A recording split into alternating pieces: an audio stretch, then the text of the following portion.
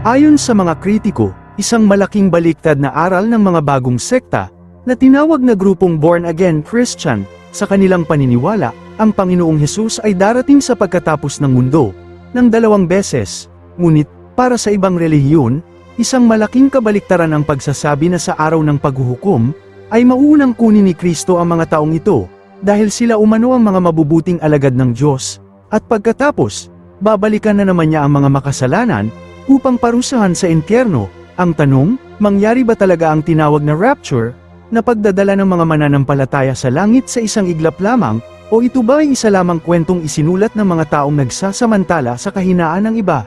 Tiyak na ang sagot dito, ay magpapabago ng buhay ng milyon-milyong tao, at maaari ring baguhin ang sayo. Kaya, ngayon natin tuklasin, ang isa sa pinakamakukulay na kontrobersya sa kasaysayan ng Kristyanismo, ang tinawag na rapture.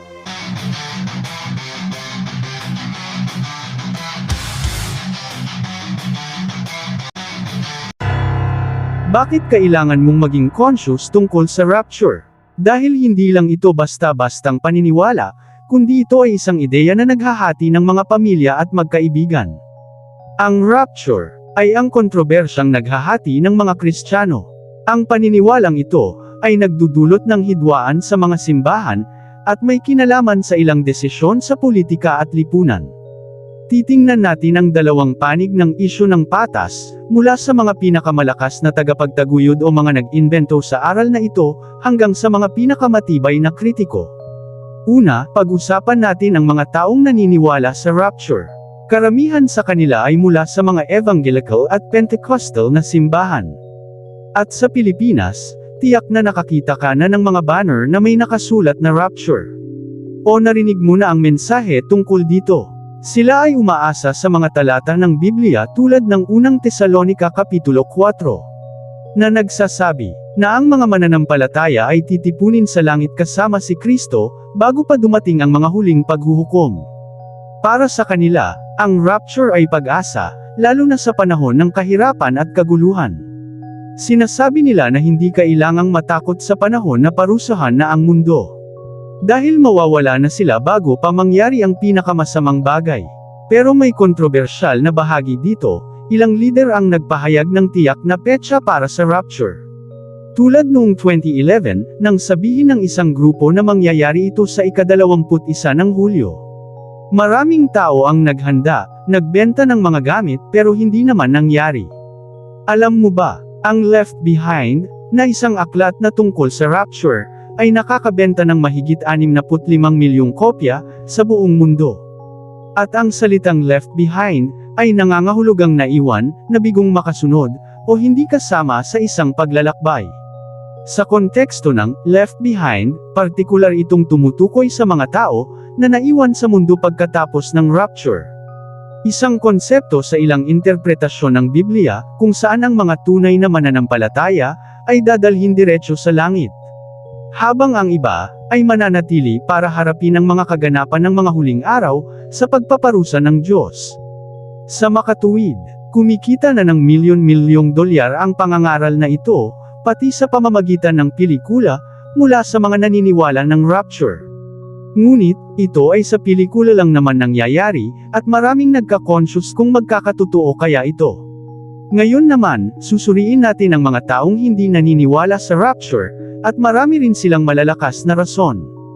Ang Iglesia Katolika Romano, ay hindi kinikilala ang rapture bilang opisyal na doktrina. Sinasabi ng simbahan, na ang mga talata ng Biblia, ay tumutukoy sa isang solo lamang na pagbabalik ni Kristo o sa isang beses. Kung saan magkakasama ang paghahatol, at pagpupulong ng mga mananampalataya na gusto ng Diyos na dalhin sa kanyang kaharian. Ayon sa Iglesia Katolika Romana, walang mangyayari na palihim, o nakatago na pagkuha ng mga tao mula sa mundo, sa oras ng paghuhukom. Sa Katoliko, ay pareho rin ang pananaw ng mga tradisyonal na Protestante, tulad ng Lutheran, Anglican, at Presbyterian. Sinabi din ng mga relihiyon na ito, na ang konsepto ng rapture, ay bunga lamang ng maling interpretasyon ng mga tinawag na born-again Christian, sa mga teksto ng Biblia. Kabilang din sa hindi naniniwala ang mga Jehovah's Witnesses at Mormons. Dahil may sarili din silang pananaw sa mga kaganapan ng huling araw.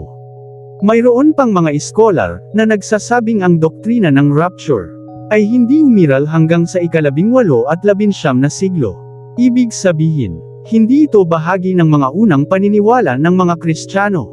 Dahil bago lamang ito inimbyento ng mga tinawag na born-again Christian. Isa pang punto ng kontrobersya, sinasabi ng ilang kritiko na ang paniniwalang ito ay maaaring magpapahina sa mga mananampalataya.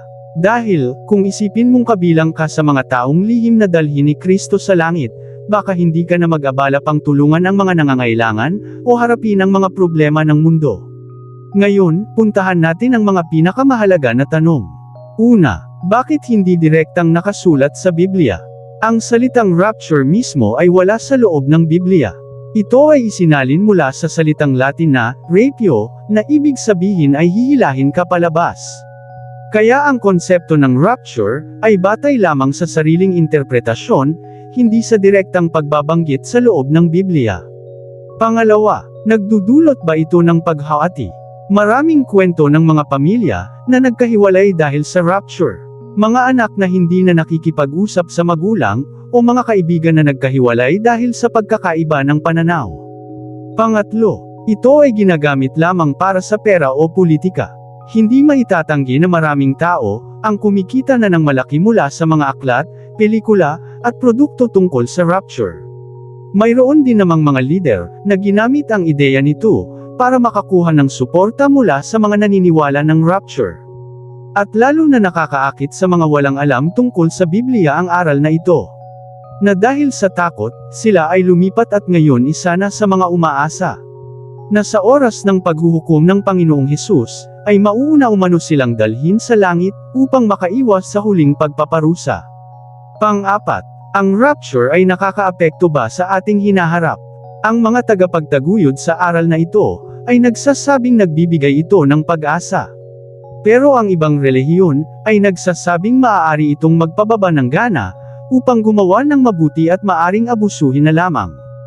Ano sa tingin mo ang pinakamalaking kontrobersya? Comment mo na lang mamaya dito. At hindi ginawa ang video na ito, para sabihin sa iyo kung ano ang dapat mong paniniwalaan. Hindi ako nandito, para piliin kung sino ang tama o mali. Ang gusto ko lang ay bigyan ka ng impormasyon, upang ikaw ay makapagpasya ng may alam.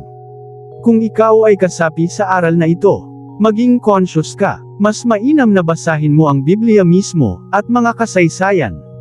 Makipag-usap ka sa mga taong may ibang pananaw, at isipin kung paano ang iyong paniniwala ay nakakaapekto sa iyong buhay. Dahil baka tinatamad ka lang, at naghihintay na lang sa oras ng rapture. Tandaan, ang rapture ay isang kontrobersyal na isyu, at walang katiyakan. Kaya sa huli, ang pinakamahalaga ay paano mo binubuhay ang iyong pananampalataya sa araw-araw. Kung may pagbabago ba ang iyong pananaw tungkol sa isyu na ito? O nagustuhan mo na ang paraan ng rapture o hindi? Comment mo dito, at ibahagi ang video na ito sa mga kaibigan, para makita rin nila ang dalawang panig ng kontrobersya. Sa ibang bahagi, narito ang mga talata, na nagpapatunay ng kawalang katotohanan sa konsepto ng rapture, na pinapaniwalaan ng mga relihiyong naging born again. Na ayon sa kanilang aral, na ang Diyos ay palihim magpunta dito sa mundo, upang mauunang kunin sila, na mga tinawag na mga born again Christian. Mayroong mga talata sa Biblia, na binibigyang diin na isang mali ang paniniwalang rapture, at hindi ito sumusunod sa turo ng kasulatan. Narito ang mga talata na ipinapakita, na hindi totoong magsasagawa ng hiwalay na pag-alis ang mga mananampalataya, bago ang katapusan. Sa Mateo Kapitulo 13 versikulo 24 hanggang 30, 38 hanggang 40. Sinasabi dito na ang mga anak ng Diyos, at ang mga masasama ay magkakasamang mamumuhay sa mundo hanggang sa pag-aani, na siyang katapusan ng daigdig. Ang binanggit sa talatang ito, ay kabaliktaran sa kanilang paniniwala na maunang kunin ang mabubuti.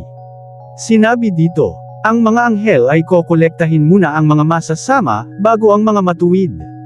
Ito ay kabaligtaran tulad ng ipinapakita ng paniniwalang rapture. Ayon naman sa Mateo Kapitulo 13 versikulo 47 hanggang 50. Ito ay ang talinghaga ng lambat. Inihahalin tulad din dito, ang kaharian ng langit sa isang lambat na nangalap ng iba't ibang isda. Pagkatapos mapuno, hihiwalayin ang mabuti sa masama, at ang masasama ay itatapon sa apoy.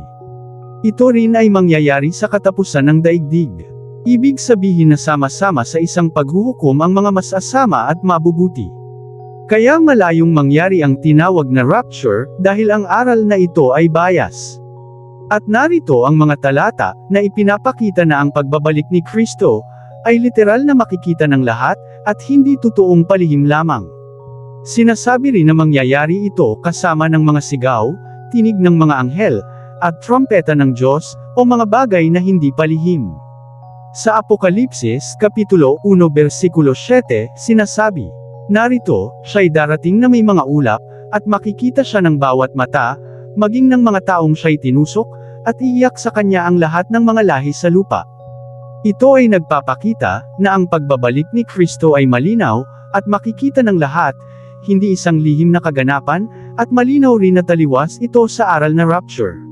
Sa kabuuan, ang paniniwalang rapture, ay itinuturing na totoo ng ilang grupo ng mga Kristiyano, habang tinatanggihan naman ito ng ibang denominasyon. Sana po may napulot tayong aral sa video na ito po si Kuya Tem. Ang inyong lingkod sa pangalan ng Ama, ng Anak, at ng Espiritu Santo.